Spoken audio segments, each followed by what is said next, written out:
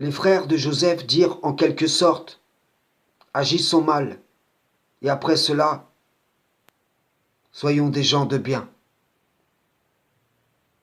Alors, certes, ils se repentirent, Joseph pardonna, Jacob intercéda, et Allah est pardonneur. Mais nul ne peut marcher sur les traces des impies et espérer trouver en ce chemin la miséricorde, l'amour, l'agrément d'Allah. Beaucoup ne sont pas conscients, mais ils sont véritablement les héritiers des persécuteurs et tueurs des messagers d'Allah, tout en prétendant se désavouer de ceux qui vécurent en leur temps. Matthieu 23, versets 29 à 36. Malheur à vous, spécialistes de la loi et pharisiens hypocrites, parce que vous construisez les tombeaux des prophètes et que vous décorez les tombeaux des justes, et vous dites, si nous avions vécu à l'époque de nos ancêtres, nous ne nous serions pas joints à eux pour verser le sang des prophètes.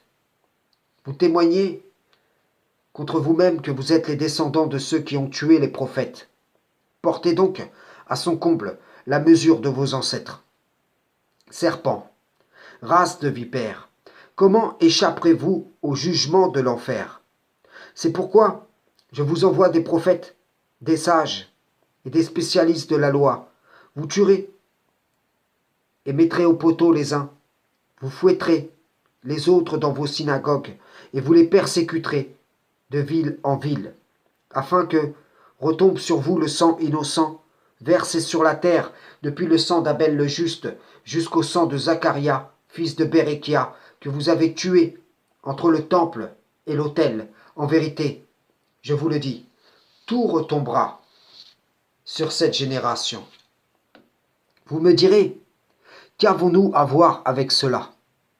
Et moi, je vous répondrai, adhérant au judaïsme. Vos pères n'ont-ils pas agi comme l'a annoncé le Messie? Chrétien, après avoir été avertis, n'avez-vous pas rejeté le prophète Mohammed? Et vous, sunnites, chiites, coranistes, etc., n'êtes-vous pas les héritiers de ceux qui sont rejeteurs de Rachad Khalifa? Ne poursuivez-vous pas leur œuvre dans cette foi que vous avez en commun avec eux? En cela, vous êtes tous associés dans le même péché, qui risque de vous valoir l'enfer. Car quiconque a rejeté un des messagers d'Allah traite tous les messagers de menteurs et fait distinction entre Allah et ses messagers. Peut-être qu'à vous aussi le diable a suggéré, après cela, soyez des gens de bien. Pourquoi Issa, fils de Mariam, déclare que le sang d'Abel le juste, jusqu'à celui de Zacharia, fils de Béréchia, tombera sur la génération méchante? Qu'il s'efforce à avertir. Eh bien, je vous le dis car il est écrit, sourate 5, verset 32.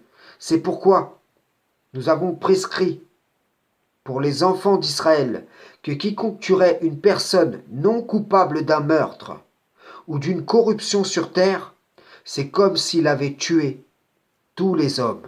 Et quiconque lui fait don de la vie, c'est comme s'il faisait don de la vie à tous les hommes. En effet, nos messagers sont venus à eux avec l'épreuve, et puis voilà qu'en dépit de cela, beaucoup d'entre eux se mettent à commettre des excès sur terre. Sourate 3, versets 21 à 22. Ceux qui ne croient pas au signe d'Allah et tuent les gens qui commandent la justice, annonce-leur un châtiment douloureux. Ce sont eux dont les œuvres sont devenues vaines ici-bas, comme dans l'au-delà, et pour eux, pas de secoureur. Comprenez-vous?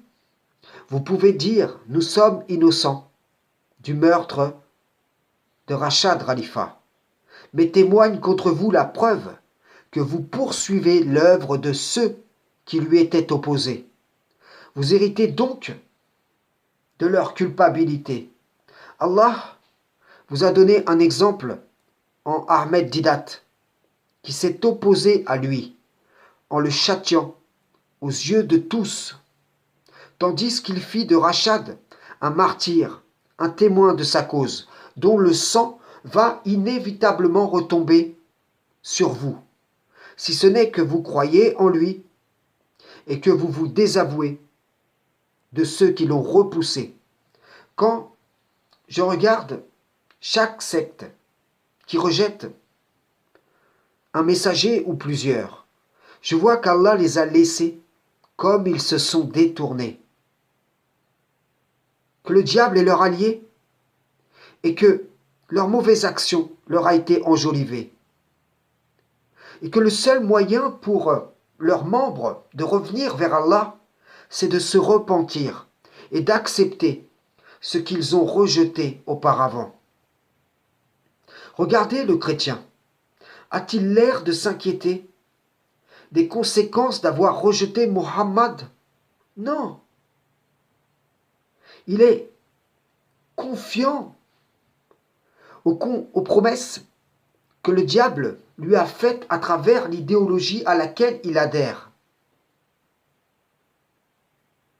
Eh bien, dans une autre forme, c'est exactement la même chose pour toute personne qui déclare croire au Coran tout en ayant rejeté le messager confirmateur Rachad Khalifa. Frères et sœurs en islam, salam, shalom.